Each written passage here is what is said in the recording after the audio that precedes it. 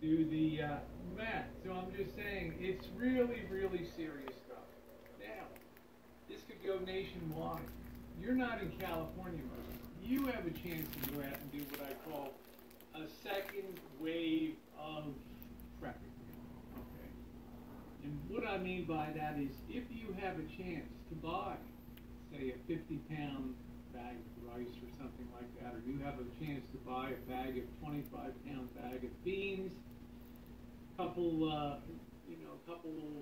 5, 6 packages of hot dogs. The crowds are going to be down now. They're going to be down a bit in the stores now. It's the perfect time.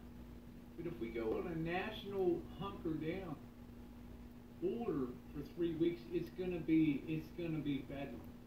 Okay, so I'm just telling you now, because I feel like I should, not that I'm anybody of any consequence, but it's kind of a good idea to prep for the next level, okay, so that you don't have to go out. Because what could happen is that you'll have, government setting up, emergency feeding stations and things like that for people that don't have the resources, don't qualify for unemployment, don't have the ability to buy groceries and things like that. You don't want to be in any kind of melee at the store, because these kind of melees would be where coronavirus would just explode, and this would just be carried everywhere. So the point is, if you can be a little bit ahead of that in the nation, that's a good thing. Stores, so much rice and beans. Good for you, Vicki. That's exact. This is the best advice that I can give you. Is prepare as if you're going to be down until June. It seems unbelievable, but I'm staring at a 50-pound bag of rice. I'm staring at 10 pounds of flour. There's probably 10 pounds of pasta here. We have 360 prepper meals too that are freeze dried. Also, we have to use them here. Thank you, Kiwana. I think I'm right too. Because there's absolutely no downside to it. Because if something is instituted on a national level, which it could be, then you know what it's going to look like at the stores again. Plus the fact you have to look back in history to 1918 when the last big pandemic took place, and the truck drivers started refusing to deliver the grocery stores, stocking them up, because they were considered centers of death to go to supermarkets and cities. You have to remember at the height of, hey Don, you have to remember at the height of the Spanish influenza of 1918, just in Philadelphia alone, 11,000 people died in the month of October. Okay, 1 month. Okay, just Jan said, I've been collecting on there for longer than enough, because who knows. Well, that's what I'm saying. So be smart. If you go out now quietly, yeah, there'll be a little bit of traffic, but it's nothing compared to what it was a week ago.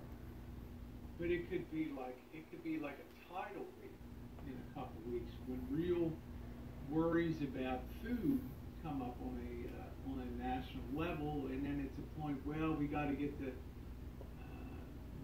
National Guard to deliver food, and I mean, you can imagine things could get pretty messy. Social order could break down. Okay, be smart. Be smart. Time to have plant a garden. Assume you're not going on holiday. Put yourself a garden down. It'll give you a lot of comfort. It'll give you a lot of a feel-good feeling of having accomplished something and having something good on your own property. It'll help you to feed you too, and do something like that. It'll be nice. Truck drivers get paid crossing over the George Washington Bridge. How you doing, Amy? California is just on the, Leisure says, my mother was born in Philadelphia and my grandfather was a Philadelphia police, but that was, we haven't really advanced much further in the they didn't even recognize viruses back then until the electron microscope was developed, and then a whole new world opened to them. They were smart enough at the end to know that people had to be quarantined and isolated, but no matter how people hard they tried in 1917 and 1918. Even towns that people went out and put signs up. Town under quarantine, do not enter. In desperation to avoid, they still contracted the disease. Why? Because the mailman was bringing in mail every day. Okay? Wipe off your packages that you get from the store. Okay? Things like that. It's just a good idea. How you doing, Yilva? Everything's going good, Nature Woman. We are good. We are good. So we don't wave the white flag here. We stand strong in this community. We're smart people. People give me some of these suggestions. They've triggered things in my mind. Simple things that can be done. You don't want to be out there with the profiteers and all these jackasses that are pushing up prices. Now's the time you're going to have maximum new deliveries into the stores. And don't forget about restaurant supply houses. Okay, places where restaurants buy.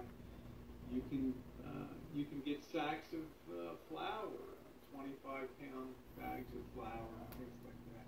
Do I feel guilty telling people to stock up? No, of course I don't. We're in a Darwinian world.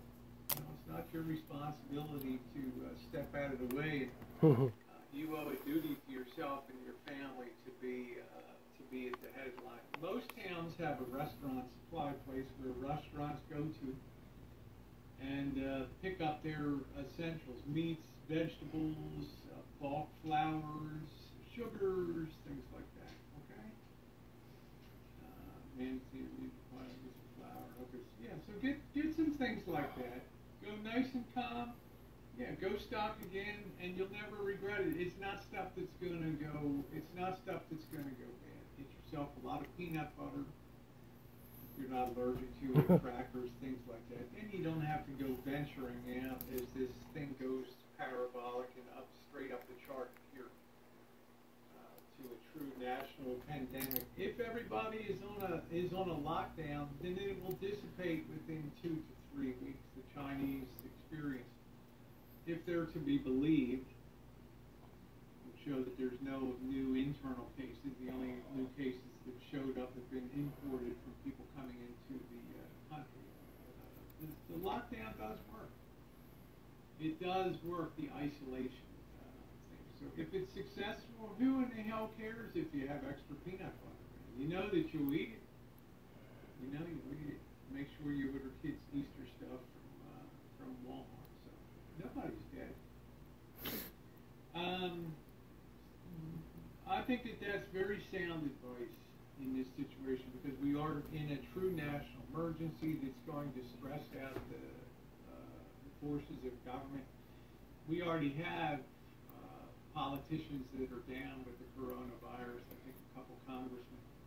One of them got really ill and one didn't really have any effects at all. So it's moving fast now, and it's hitting everywhere. David's find the good food you can make. Yeah, you can do the good. Thank you, Jennifer. I appreciate that. You might come back once they're in contact. We don't know. Hey, Chico. What we do know is we can only take it one step. We can only take it a week or two, a month at a time. This thing does not like, this virus does not like humidity. It does not like heat. The 90-day forecast for the United States shows one of the warmest springs on the record if the predictions are to be believed, and that's good news if you're fighting a virus. So make my best food more low. Yeah, make it a fun thing. Make it JJ said last week it was a hoax. This week it's something. Now, yeah, that you can expect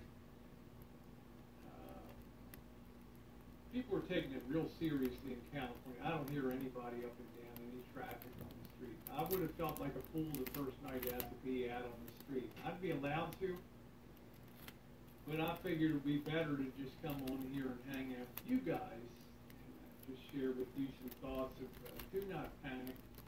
And just provision yourself a little more so that you're not one of those people that's on the news that's lined up with 3 blocks long with people waiting to get into the stores and the coronavirus